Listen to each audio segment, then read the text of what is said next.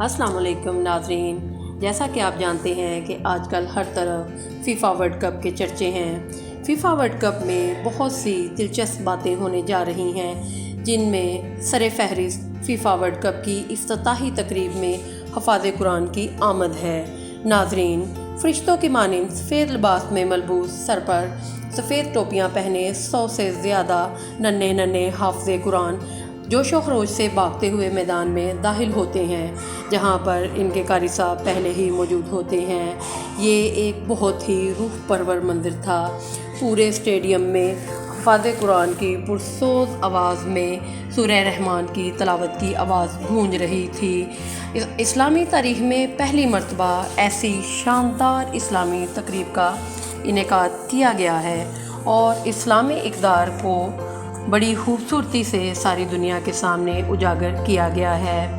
FIFA world cup की मकबूलियत का अंदाज़ा आप इस बात से लगा सकते हैं कि पिछले 2 महीनों से 22 मिलियन से ज़्यादा लोगों ने वर्ल्ड कप 2022 टॉपिक को सर्च किया है। फ़ीफ़ा वर्ल्ड कप में एक और दिलचस्प बात हया कार्ड का इजरा है, और ये सऊदी अरब की एक बहुत ही खूबसूरत पेशकश है उन लोगों के लिए जो कि फ़ुटबॉल मैच देखने जाएंगे।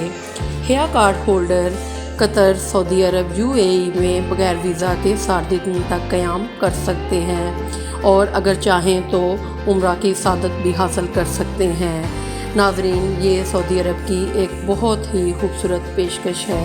हया कार्ड 1 नवंबर से 31 दिसंबर तक वैलिड होगा। एक अंदाजे के मुताबिक कतर की आबादी 29 लाख है और 15 लाख शायकीन की आमद मतवक्को है, इसलिए होटल्स के किराए भी बढ़ा दिए गए हैं। इस आलमी इवेंट में हमारे लिए एक खूबसूरत और काबिल फ़ख्र बात यह भी है कि इसमें आलमी सिक्योरिटी के लिए पाकिस्तानी फ़ौज पर एतमाद का मुज़ाहरा किया गया है। मिलते हैं नेक्स्ट वीडियो में, तब तक के लिए अल्लाह हाफ़िज़।